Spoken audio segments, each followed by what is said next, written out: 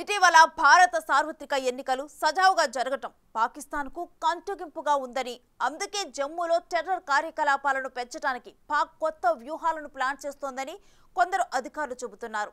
అయితే జమ్మూనే ఎందుకు టార్గెట్ చేశారనటానికి కారణాలు లేకపోలేదు. అందుకే ఇప్పుడు భారత భద్రతా బలగాలు కూడా పాక్ ఉగ్రవాదుల్ని ఏరి పారేయటానికి కొత్త వ్యూహాలకి పదును పెట్టింది.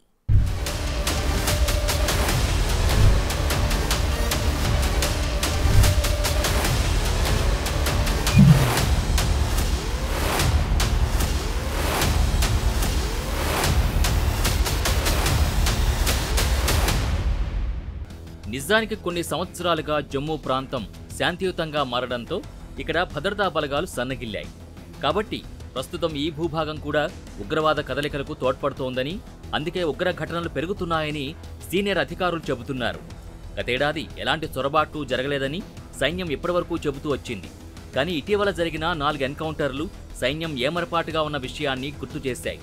ముఖ్యంగా జమ్మూ ప్రాంతంలో మతపరమైన విధ్వంసాన్ని ప్రేరేపించేందుకు పాకిస్తాన్ ప్రయత్నిస్తోందని, అందుకే ఉగ్రవాదులు ఇలాంటి దాడులకు పాల్పడుతున్నారని ఇంటెలిజెన్స్ వర్గాలు తెలిపాయి. అందులో భాగంగానే హిందూ దేవాలయాలకు వెడుతున్న యాత్రికుల్ని లక్ష్యంగా చేసుకుంటున్నారనే వాదనలొస్తున్నాయి.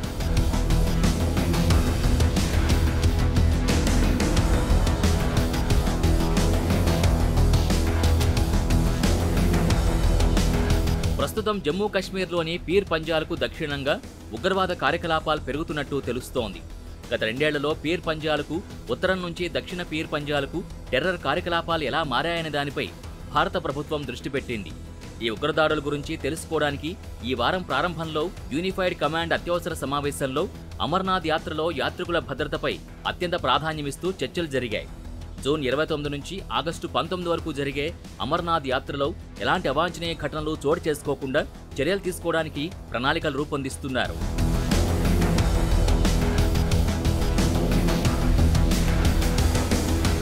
జూన్ 9న రియాసీ జిల్లాలో యాత్రికులు ప్రయాణిస్తున్న బస్సుపై జరిగిన ఆకస్మిక దాడికి సంబంధించి 50 మంది అనుమానితుల్ని అధికారులు అదుపులోకి తీసుకున్నారు. జమ్మూ డివిజన్లోని లోతైన అడవులు, ఎత్తైన ప్రదేశాల్లో ఉన్న 3 జిల్లాల్లో జూన్ 9, 11, 12 తేదీల్లో జరిగిన 4 దాడులకు కారణమైన అనుమానిత పాకిస్తాన్ ఉగ్రవాదుల్ని పట్టుకోవడానికి డ్రోన్ సిబ్బంది, ఆర్మీ డాగ్స్ సహాయంతో భద్రతా బృందాలు గాలిస్తున్నాయి. ఈ సందర్భంగా ఉగ్రవాదులకి సహాయం చేయవద్దని జమ్మూ కాశ్మీర్ డీజీపీ ఆర్ఆర్ స్వైన్ హెచ్చరించారు. డబ్బు, మాదక ద్రవ్యాల కోసం కొందరు శత్రు ఏజెంట్లు ఉగ్రవాదులకి సహకరిస్తున్నారని, వారిని గుర్తించి కఠినంగా వ్యవహరిస్తామని ఆయన తెలిపారు. రాజౌరిలోని నౌషేరా, దాని పక్కనే ఉన్న పూంచ్లో కూడా సెర్చ్ ఆపరేషన్లు కొనసాగుతున్నాయని అన్నారు. ఇక కతువా, సాంబా, జమ్మూ జిల్లాల్లో ఫిదాయిన్ దాడులకు పాల్పడే అవకాశం ఉందన్న సమాచారంతో భద్రతా బలగాలు అప్రమత్తంగా ఉన్నాయి. జమ్మూ శివార్లలోని నార్వాల్ బైపాస్ ప్రాంతంలో 2 పురుషులు అనుమానాస్పదంగా ఉన్నట్టు సమాచారం రావడంతో సోదాలు నిర్వహిస్తున్నారు.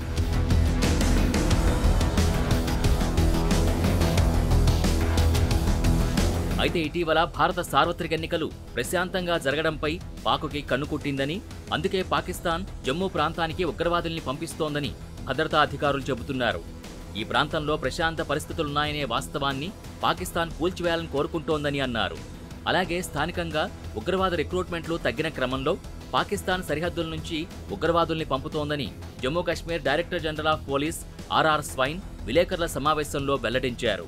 కాశ్మీర్ టైగర్స్ అయినా, రెసిస్టెన్స్ ఫ్రంట్ అయినా ఈ ప్రాక్సీ యుద్ధం వివిధ స్థాయిల్లో కొత్త గ్రూపుల ప్రమేయంతో కొనసాగుతోందని, ఇటీవల 4 ఉగ్రదాడులు సూచిస్తున్నాయని సీనియర్ అధికారులు చెబుతున్నారు. ఇక జమ్మూ కాశ్మీర్లో ఆర్టికల్ 370 రద్దు తర్వాత భారత భద్రతా బలగాలకి గట్టి పట్టున్న కాశ్మీర్ లోయ నుంచి పాకిస్తాన్ ఉగ్రవాద గ్రూపులు వ్యూహం మార్చినట్టు తెలుస్తోంది.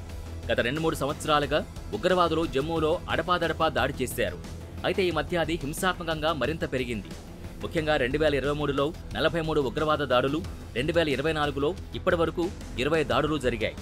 ఇక ఆగస్టు 5, 2019న ఆర్టికల్ 370ని రద్దు చేసిన తర్వాత జమ్మూ కాశ్మీర్లో అసెంబ్లీ ఎన్నికల్ని నిర్వహించకుండా నిరోధించడానికి కూడా ఉగ్రవాద దాడులు పెంచినట్టు నిపుణులు భావిస్తున్నారు.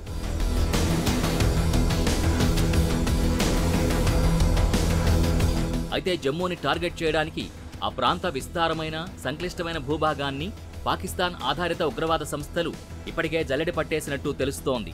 అంతర్జాతీయ సరిహద్దు ఎల్ఓసి మీదుగా అప్పుడప్పుడు సొరంగాలను ఉపయోగించి సాయుధ ఉగ్రవాదులను కూడా పంపుతున్నట్టు తెలుస్తోంది. ఇక పాకిస్తాన్ నుంచి వస్తున్న డ్రోన్లు ఈ పరిస్థితిని మరింత క్లిష్టతరం చేస్తున్నాయి.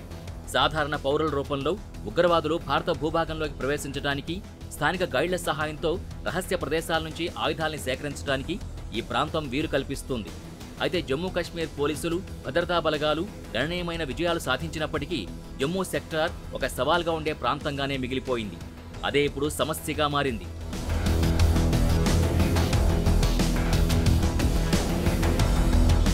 లష్కర్, జైష్ తీవ్రవాద సంస్థలు, మాడ్యూల్స్, మొబైల్ ఫోన్లకు దూరంగా ఉండడం, కనీస స్థానిక మద్దతుతో స్వయం సమృద్ధిపై ఆధారపడడం వలన వారిని ట్రాక్ చేయడం కూడా కష్టంగా మారింది.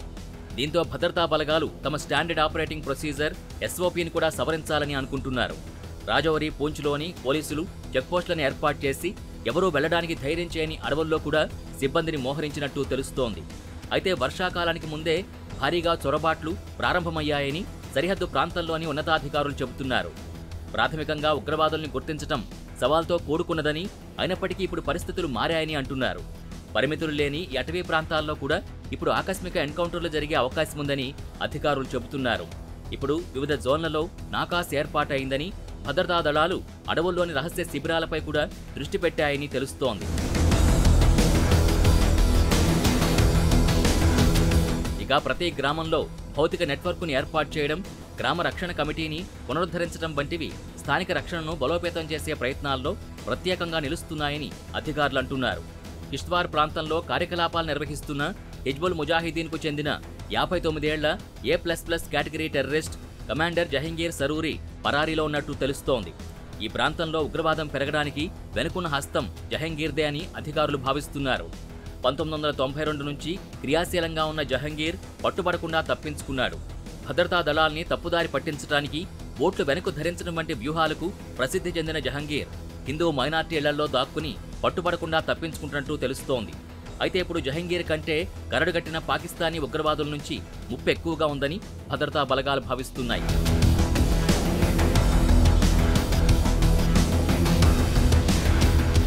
తీవ్రవాద వ్యతిరేక ప్రయత్నాల్లో స్థానిక ప్రజల మద్దతు కీలకమైంది. 2018లో పూంచ్ సమీపంలోని సలానీకి చెందిన 50 మంది గ్రామస్తులు తమ స్నేహితుడిని ఉగ్రవాదులు చంపినందుకు ప్రతీకారం తీర్చుకోవడానికి భద్రతా సిబ్బందితో చేతులు కలిపారు. ఇలా ఉగ్రవాదులకి సహకరిస్తున్న వారు కొందరున్నప్పటికీ ఉగ్రవాదుల్ని పట్టించడానికి కూడా బలగాలకి సహకరిస్తున్న వారు జమ్మూలో అధికంగానే ఉన్నారు. కనుక జమ్మూలో టెర్రర్ని అంతమొందించడంలో ఇవన్నీ కలిసొచ్చే అవకాశాలని పోలీసులు భావిస్తున్నారు.